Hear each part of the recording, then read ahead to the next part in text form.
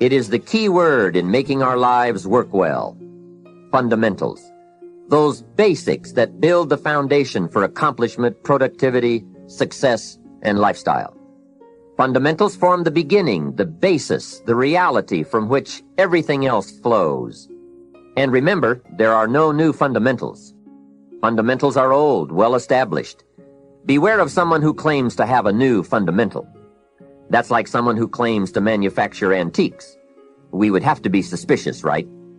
So fundamentals, basics, they are so very important to understand and consider and practice if you wish for the good life. Make sure you don't go looking for the exotic answers to success. Success is a very basic process. It doesn't fall out of the sky. It doesn't have any mysteries, nor does it fall into the realm of the miraculous. Success is merely a natural result that comes from the consistent operation of the practical fundamentals. As someone wisely remarked, to be successful, you don't have to do extraordinary things. Just do ordinary things extraordinarily well. Mr. Schoaf, my teacher, gave me many great phrases I'll always remember. One of them was, there are always about a half dozen things that make 80% of the difference. Whether we are working on our health, wealth, personal goals, or professional enterprise, the difference between our ultimate success or inevitable failure lies in the degree to which we are willing to seek out, study, and to go to work on those half dozen things. For a farmer to reap a plentiful harvest in the fall, for example, the major basics are fairly obvious. Soil, seed, water, sunshine, nourishment, and care. Each fundamental being equally in need of study and attention, for together they bring about the best chance for a successful harvest. A good question to ask before undertaking any project or setting any new objective, then, is what are the most important half dozen things that will make the major difference in how it works out? So whether the enterprise is art or architecture, music or sculpture, mathematics or sports, business or farming, success or lifestyle, it's the fundamentals that count. To understand them and to practice them is to take the first intelligent step toward accomplishing your objectives and living your dreams. The second key word for us to consider is wealth. Wealth is a word that brings about a wide variety of mental images, for that is where the dreams are. That is where the inspiration comes from, and that is where true incentive is born. The mystery and mixture of mental image, the stuff and the staff of life. Its right use, its constant use, is the way to a life unique and a life abundant. Now, to one, wealth means having enough financial substance to be able to do whatever you wish to do with your life. To another, it may mean freedom from debt, freedom from the constant claim of obligation. To yet another, it means opportunity. And to many, wealth means $1 million. That's a unique word, millionaire. It rings of success, freedom, power, influence, pleasure, possibility, benevolence, and excitement. Not a bad mental image. Now we could talk of the wealth of experience, the wealth of friends, the wealth of love, the wealth of family, the wealth of culture. Wealth of many kinds.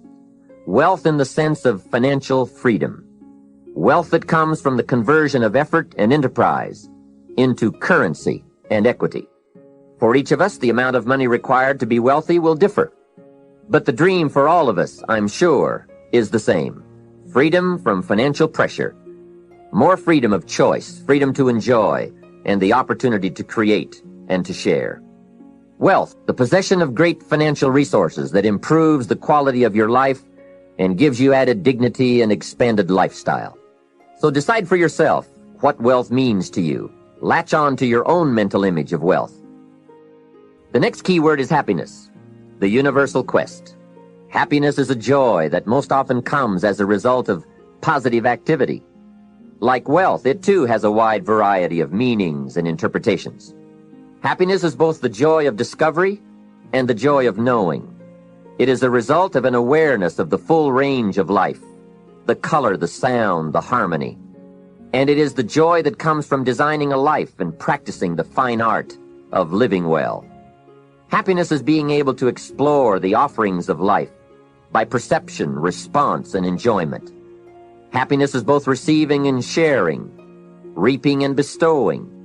It is being able to feast on harmony as well as food, on ideas as well as bread. Happiness is the deliberate act to create a wider world of experience and awareness. Happiness is having a handle on disappointment. It is being in control of both emotion and circumstance.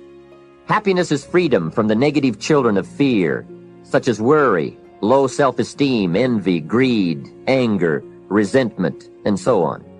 Happiness is an awareness and a grasp of the positive power of life and loving values. It is an order of thought, activity, and lifestyle. Happiness is values in balance. It is contact with people of substance. Happiness is contentment with the tasks of your life. It is thought inspired by, organized with, and rooted in your personal philosophy. Happiness is a life well lived, in which a wide variety of experiences are deliberately captured to become an invaluable form of currency for you to spend and invest in your own better future. Happiness is activity with purpose. It's love in practice. Happiness is both a grasp of the obvious as well as an awe of the mysterious. But for most people around us, happiness seems to be either something left behind or something yet to be discovered. Like all the good things in life, happiness is elusive by nature, but not impossible to capture. A major key for bringing joy into our lives lies in the next word, discipline. If there is a magic word that stands out above all the rest, this is the one, discipline. Discipline is the bridge between thought and accomplishment, the bridge between inspiration and value achievement, the bridge between necessity and productivity. Remember, all good things are upstream. The passing of time takes us adrifting, and drifting only brings us the negative, the disastrous, the disappointment, and the failure. Failure is not a cataclysmic event. It is not generally the result of one major incident, but rather a long list of accumulated little failings. Failing in life is failing to think today, failing to act today, failing to care, to strive, to climb, to learn, to keep trying day by day. If your plan calls for saving $10 today and you save none, you're down $10 today. Now the danger is looking at an undisciplined day and concluding that no great harm has been done. It doesn't seem like such a bad day. But add up these days to make a year, and then add up those years to make a lifetime, and perhaps you can now see how repeating today's small failures can easily turn your life into a major disaster. Success, on the other hand, is just the same process in reverse. Move up the savings numbers, you can see what a massive difference it could make in a year, and what wealth and accomplishment awaits for a lifetime. Discipline is like a set of magic keys that unlocks all the doors of wealth, happiness, sophistication, culture, high self-esteem, pride, joy, accomplishment, satisfaction, and success. The first key to discipline is awareness of the need for and the value of discipline, and especially the discipline to make the changes. What will it take? What must I do? And what must I become to get all I want from my life? The second key is the willingness. More than that, the eagerness to maintain your new discipline deliberately, wisely, consistently. And the third key to discipline is the commitment to master the circumstances of your daily life, to see and harness the opportunities to make something of the sun and the rain, the good as well as what comes in the guise of misfortune. Discipline does many things, but most important of all is what it does for you. It makes you feel better about yourself. Even the smallest discipline can have an incredible effect on your attitude. And the good feeling you get, that surging feeling of self-worth that comes from starting a new discipline, is almost as good as the feeling that comes from the accomplishment of the discipline. Second, a new discipline immediately alters your life direction. You don't change destinations immediately. That is yet to come. But you can change direction immediately, and direction is very important. Third, discipline cooperates with nature. Everything strives. It is a common life function. How tall will a tree grow? As tall as it can. Everything strives to become all it can possibly be, and that striving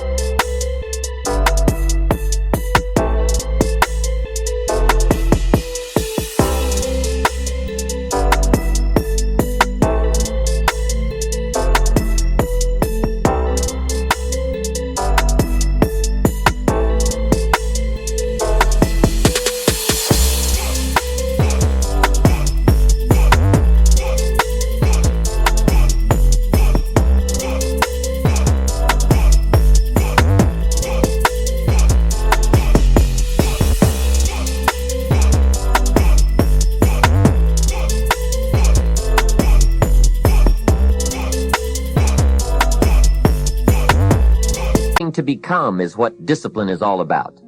Disciplining ourselves to fulfill our natural potential to become all that we can be. And finally, discipline attracts opportunity. Opportunity is always looking for ambition and skill in action. Discipline taps the unlimited power of commitment. The human will in action, driven by inspiration, enticed by desire, tempered by reason, guided by intelligence, can bring you to that high and lofty place called the good life. Discipline, those unique steps of intelligent thought and activity that put a lid on temper and a faucet on courtesy, that develop positive and control negative, that encourage success and deter failure, that design lifestyle and control frustration, that enhance health and curb sickness, that promote happiness and manage sadness. Discipline, the start and the continuing process that brings all good things. And remember, anyone can start the process. It's not if I could, I would. It's if I would, I could. If I will, I can. So start the new process. You can begin a new habit no matter how small it is. Small isn't important. Whether or not you start and whether or not you continue are all that is important. And don't be deluded by an affirmation. Only affirm what you are truly prepared to do. Many of us delude ourselves with our words into believing that we're making changes and making progress, when in fact our daily activity is taking us in the exact opposite direction of our affirmations. Why would you walk in the opposite direction of your dreams? The man dreams of wealth and walks daily towards certain financial disaster. The man wishes for happiness and thinks the thoughts and commits the acts that take him to certain despair. So to have a prosperous life, start a prosperity plan. To become wealthy, start a wealth plan. Remember, you don't have to be wealthy to have a wealth plan. A person with no means can have a rich plan. If you are ill, start a health plan. If you don't have energy, start an energy plan. If you don't feel good, start a feel-good plan. If you're not smart, start a smart plan. If you can't, start a can plan. If you haven't, start a have plan. Anyone can. Even a bad person can start hearing good messages and reading good books. Recognize that the start of the better life, the happy life, the wealthy life, is today. This is exciting. Both the process and the result can begin today. Start the new journey today. If you think of a new idea, today is the day to begin the discipline of putting that idea into action.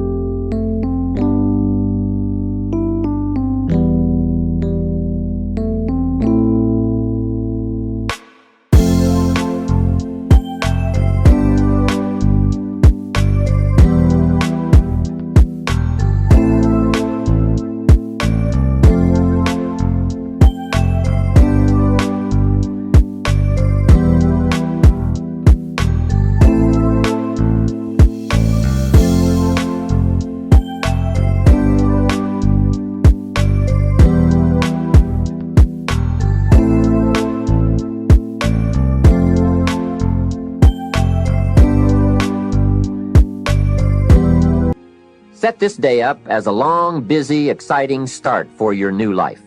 Get your first book for your new library today.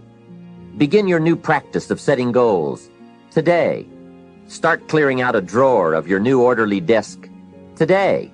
Start eating an apple a day on your new health plan today. Put some money in your new investment for fortune account today. Start reading with intensity for your new wealth of mind plan today. Write a postponed letter today. Make a delayed telephone call today. Pick up your camera and take a picture of something to start your new treasury of photographs today. Get some momentum going on your new commitment to the better life.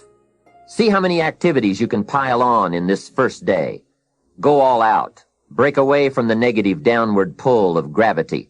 Start the thrusters going.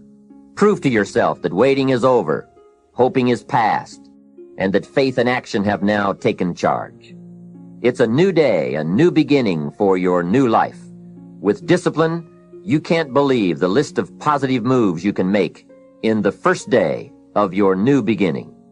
What have you got to lose? Only the despair and fear and guilt of the past.